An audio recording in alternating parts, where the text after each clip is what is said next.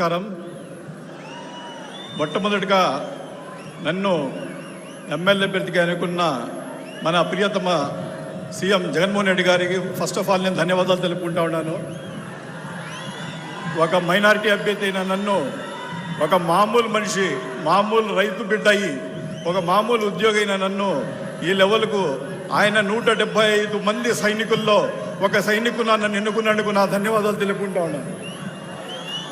ముఖ్యంగా నేను చెప్పేది ఏమంటే, ఈరోజు రైతులకు కానీ పేద బడుగు బలహీన వర్గాలకు కానీ ఏదైనా మంచి జరుగుతూ ఉందంటే అది కేవలం జగన్మోహన్ రెడ్డి గారి తరఫునే జరుగుతూ ఉంది. వైఎస్ఆర్ పార్టీ తరఫునే ఏదైనా మంచి జరుగుతూ ఉంది. ఈరోజు నేను ఆ కుటుంబంలో చేరుకున్నందుకు నాకు చాలా సంతోషంగా ఉంది. మొట్టమొదటిగా నేను దేవునికి నా ధన్యవాదాలు తెలుపుకుంటా ఉన్నాను. దాని తర్వాత జగన్మోహన్ రెడ్డి గారికి నా ధన్యవాదాలు తెలుపుకుంటా ఉన్నాను. ఇప్పుడు ఈ పార్టీలో చేరినందుకు ఇది ఒక పేదల కోసం పనిచేసే పార్టీ. జగన్మోహన్ రెడ్డి గారు ఈరోజు మనకు ప్రజల్లో పోతూ ఉంటే, ప్రజల్లో పోయి ఓట్లు అడుగుతూ ఉంటే ఏ రకంగా పెట్టారంటే తల ఎత్తుకొని నేను ఓట్లు అడిగేలా మమ్మల్ని పెట్టారు.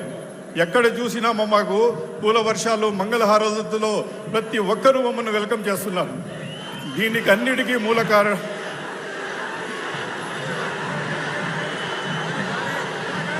ఇంత మంచి సీఎం మన జగన్మోహన్ రెడ్డి గారు మనకు దొరకడం నిజంగానే మన అదృష్టం.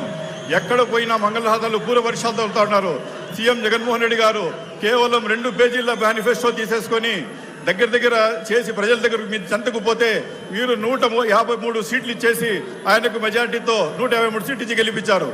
అదేవిధంగా ఈసారి ఆయన 125 సార్లు బటన్ నొక్కి 2,45,000 కోట్ల రూపాయలు మీ ఖాతాలో డైరెక్ట్ జమ చేశారు.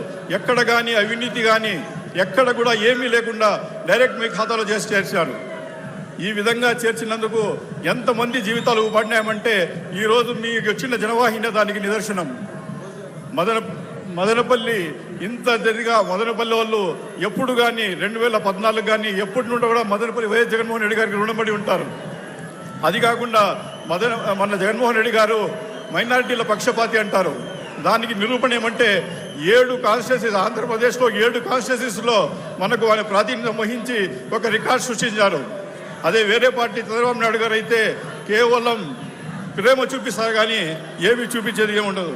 కాబట్టి దయచేసి ఇంకా రాబోయే ఎన్నికల్లో ఖచ్చితంగా ఎమ్మెల్యే పేరు నన్ను, ఎంపీ పేరు మిథున్ రెడ్డి గారిని అధిక మెజార్టీ గెలిపించి మీరందరూ మొదటి పాసులు అందరూ ఒక గిఫ్ట్గా జగన్మోహన్ రెడ్డికి అందిస్తారని ఆశిస్తూ ఈ అవకాశం ఇచ్చిన నా ధన్యవాదాలు తెలుపుకుంటాను. పార్లమెంట్ సభ్యులు శ్రీ పెద్దలు పెద్దిరెడ్డి మిథున్ రెడ్డి గారిని మాట్లాడాల్సిందిగా కోరుతాను.